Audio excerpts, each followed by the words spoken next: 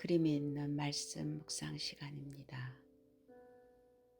오늘도 말씀을 묵상하실 때 날숨과 들숨을 반복적으로 천천히 하시면서 말씀을 듣겠습니다. 먼저 날숨부터 속에 있는 모든 가스를 천천히 아랫배를 등 쪽으로 조이시면서 내뱉습니다. 다시 들숨을 하실 때는 코로 천천히 들숨을 하시면서 아랫배를 풍선이 불리듯이 아랫배를 천천히 불리실 때 행경막이 내려가면서 편안한 숨을 쉬게 됩니다. 다시 날숨을 코나 입으로 천천히 아랫배를 등 쪽으로 조이시면서 내뱉고 들숨과 날숨을 천천히 내가 나의 호흡을 의식하시면서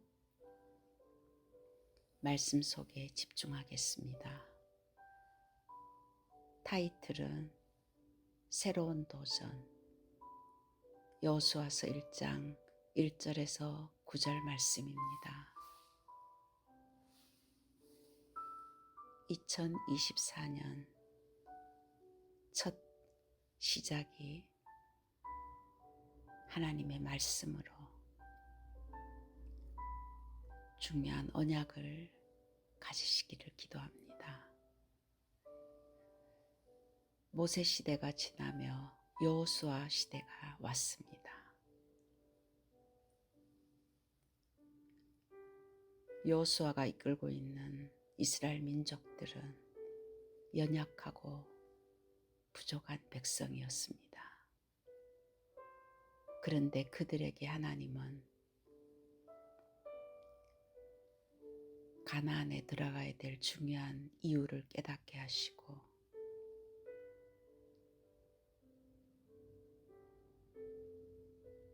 하나님의 메시지를 전달하고 계십니다. 그 메시지는 하나님의 것으로 살아야 된다고 말씀하십니다. 하나님의 자녀는 골로새서 3장에도 땅의 것을 보지 말고 위의 것을 바라보라고 했습니다. 우리의 생명이 이미 하나님 안에 감춰져 있기 때문입니다. 우리가 해야 될 것은 하나님이 주시는 이 말씀을 믿음으로 잡는 것입니다. 그 증거가 성경 속에 있습니다. 성경 안에 요셉과 모세와 성경 전체 하나님이 쓰시는 바울 같은 중요한 제자들은 특징이 있었습니다. 첫 번째는 절대 불가능한 환경과 조건과 모든 것을 갖추고 있었지만은 그들은 두 번째로 하나님의 절대 언약, 하나님이 주시는 말씀을 생명처럼 잡은 자들입니다. 살아계신 하나님의 말씀을 잡는 그 순간 그들의 인생은 완전히 달라졌으며 하나님이 책임져 주시는 인생으로 변화되었습니다. 그 하나님의 언약을 잡는 그들이 정말 믿었다는 것은 기도에 올인했습니다. 나를 통하여 하나님이 하시는 것을 그들은 믿었기 때문입니다. 2024년도가 성령이 역사하는 것을 보는 한 해가 되기를 기도합니다. 그들의 특징은 절대 불가능한 그 조건 속에서 하나님의 절대 언약을 잡고 하나님이 역사하도록 기도에 올인했을 뿐만 아니라 절대 가능한 자로 바뀌어진 것이 성경에 증거가 되어 있습니다. 우리는 말씀을 잡는다는 것은 이미 우리에게 주신 그 증거를 잡는 것입니다. 그 증거를 믿는 그 순간에 그 사건이 나의 사건이 되는 것입니다. 그 언약은 영원한 것입니다. 그래서 첫 번째, 영원한 것을, 영원한 기업을 잡으라고 했습니다. 우리의 인생은 영원한 것을 기다려야 됩니다. 여호수아서 1장 4절에서 6절에도 하나님은 말씀하십니다. 내 평생에 너를 능히 대적할 자가 없으리니 내가 모세와 함께 있었던 것 같이 너와 함께 있을 것임이니라. 내가 너를 떠나지 아니하며 버리지 아니하리니 강하고 담대하라. 너는 내가 그들의 조상에게 맹세하여 그들에게 주리라 한 땅을 이 백성에게 차지하게 하리라. 하나님은 이미 그 땅, 가나안 땅을 약속을 했습니다. 미가서 5장 2절에는 가나안 땅의 영적 의미는 그리스도입니다. 그리스도는 영원한 하나님의 기업입니다.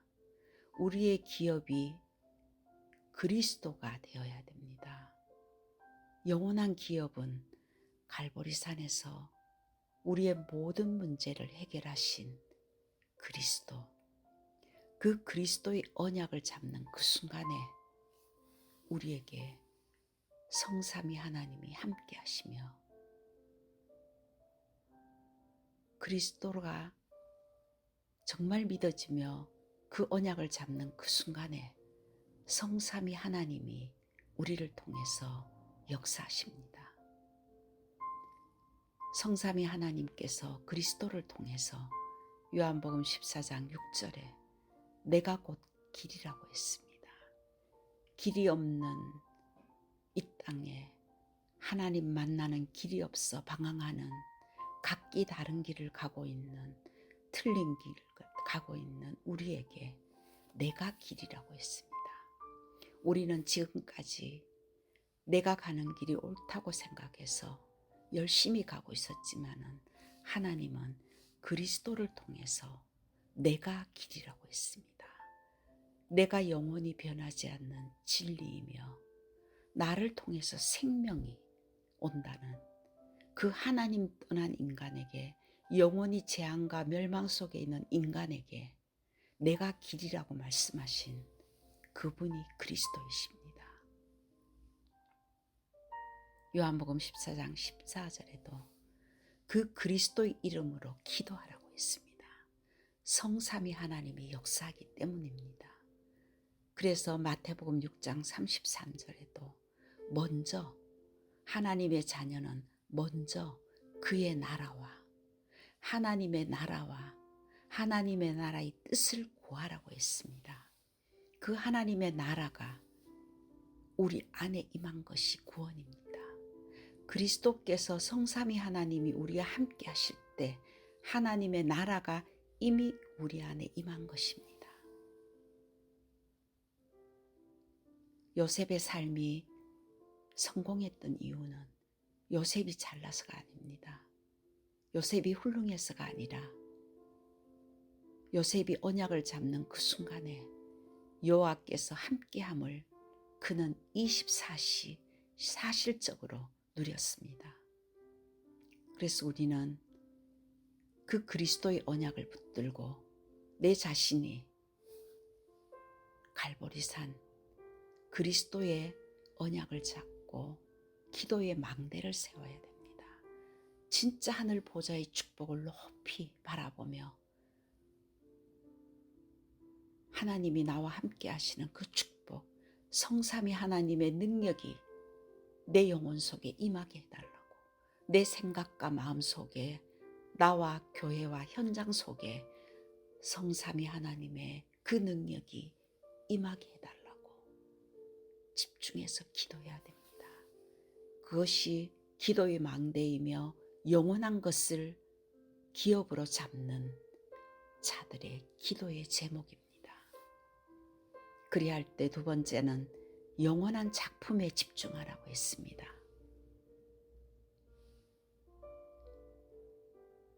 하나님께서 이미 우리에게 땅을 주었다고 했습니다. 고린도전서 3장 16절에도 하나님의 성전이 이미 되었다고 했으며 누가복음 17장 21절에도 하나님의 나라가 이미 나에게 임했다고 했습니다. 그래서 우리는 하나님의 나라가 임한 우리는 하나님의 나라가 나의 현장 속에 내 후대들에게 또한 교회에 임하게 해달라는데 집중해야 됩니다. 그 하나님의 나라가 임할 때 이 땅을 사로잡고 있던 흑암의 권세가 무너집니다. 내 자신 안에 있던 불신앙의 세력이 무너집니다. 염려와 두려움과 저주와 재앙이 무너집니다. 하나님의 나라가 임할 때 흑암이 무너지며 우리를 강하게 잡고 있던 사탄의 진이 무너지는 것입니다. 마태복음 12장 28절에서 29절에도 강한 자가 결박돼야 세간을 늑탈한다고 했습니다. 우리의 가정 안에 강한 사탄의 진이 성을 쌓고 있다면 그리스도 이름으로 집중할 때 하나님의 나라가 그곳에 임할 때 그 보이지 않는 흑암의 진이 무너지면서 전도와 선교의 문이 열어지고 하나님의 나라가 임할 때 우리가 상상할 수 없는 놀라운 역사가 일어나기 시작합니다. 그래서 우리는 영원한 작품인 정말 이 보좌의 축복, 하나님의 나라 안에 있는 이 보좌의 능력이 나의 것이 되게 해달라고 집중해서 기도해야 됩니다. 그리스도가 정말 성삼위 하나님으로 나와 함께 하신다면 그 그리스도의 언약을 가진 자는 보좌에서 오는 축복이 나의 것이 되어야 됩니다. 그것이 이미 내 안에 그리스도가 보좌의 그림자이지만은 그 능력이 나의 영혼 속에 나에게 성령의 충만함으로 나의 삶에 정복하고 다스리는 그 놀라운 보좌의 능력이 임하게 해달라고 나와 교회와 현장에 시공간 초월의 역사가 일어나게 해주시고 237 세계를 복음하는 빛이 나에게 임하게 하시고 내 기능에 임하게 하시고 나의 후대와 나의 산업에 그리고 나의 현장에 나의 교회에 이 놀라운 하늘 보좌의 축복과 시공간의 능력이 237 나라를 정말 변화시킬 세계를 복음할 그 빛이 임하게 해달라고 정말 이 영적인 축복을 가지고 집중할 때 참된 치유 서밋의 놀라운 역사가 237을 복음하며 오촌 종족을 살리는 역사가 일어날 줄 믿습니다. 우리의 힘으로는 절대로 할 수가 없습니다. 이제는 세상의 것에서 더 이상 머무르지 말고 하나님의 나라의 영원한 작품에 도전해야 됩니다. 나의 삶에, 나의 후대에, 나의 교회에 하나님의 영원한 작품, 하나님의 나라가 임하는 그 증인이 되게 해달라고 기도해야 됩니다. 하나님이 이미 우리에게 약속한 그 영원한 작품인 하나님의 나라가 임할 때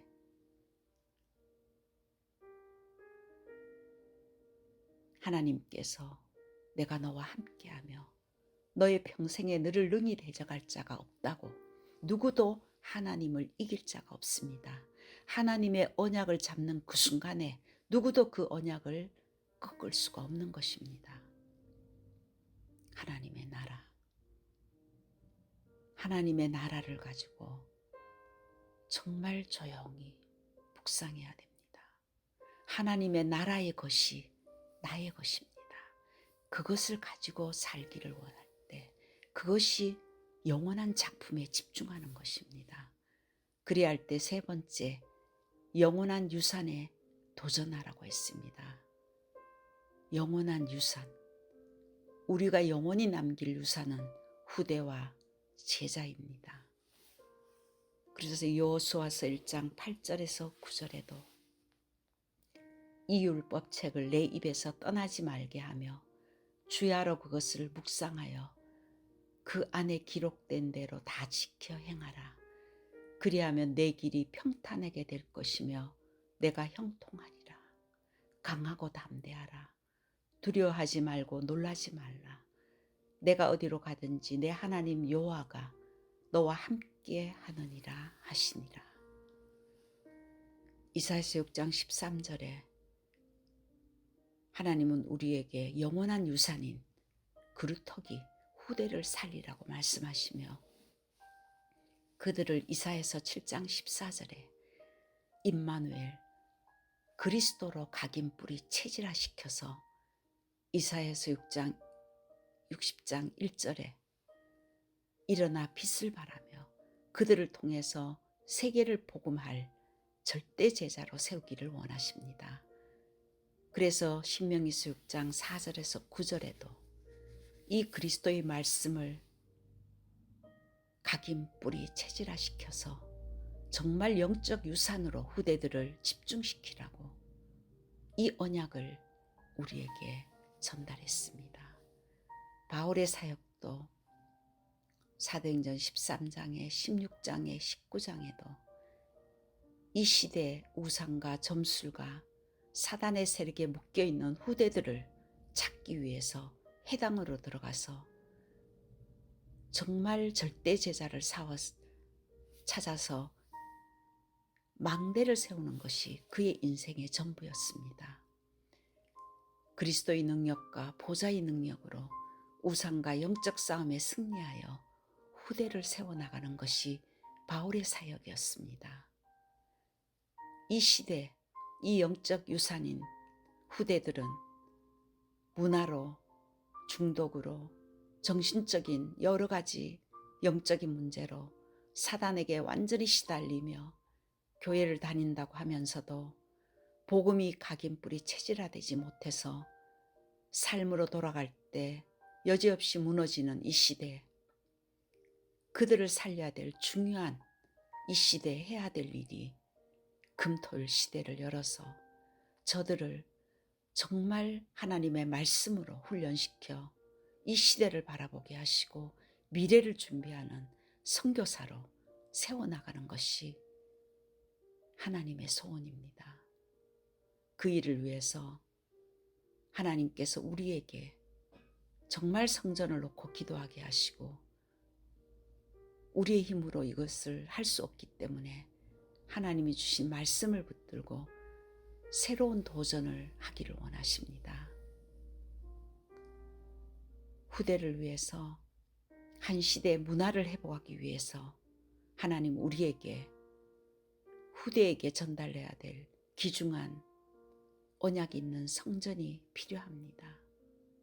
성삼위 하나님이 주인 되는 교회가 회복되게 하시고 세 가지 237 나라 치유를 하며 서밋으로 세울 수 있는 그런 뜰이 있는 교회가 되게 해달라고 정말 기도할 때 결론으로 새로운 도전, 영원한 기업인 그리스도의 망대를 먼저 세울 때 영원한 작품으로 하나님의 나라의 역사가 나와 교회와 현장과 후대와 영원한 유산으로 정말 후대를 세우기 위해서 구체적으로 금토일 시대를 통해서 저들을 복음으로 각인뿌리 체질화되며 묵상운동에 영성운동의 주역으로 세울 뿐만 아니라 정말 성전을 놓고 기도할 때 하나님께서 하나님의 시간표에 하나님이 하시는 것을 볼 줄 믿습니다. 이미 우리에게 주었다고 했습니다. 이 언약 붙들고 2024년을 새롭게 시작하는 새로운 도전하시는, 정말 이전 것은 지나갔으니 보라 새 것이 되었더라고.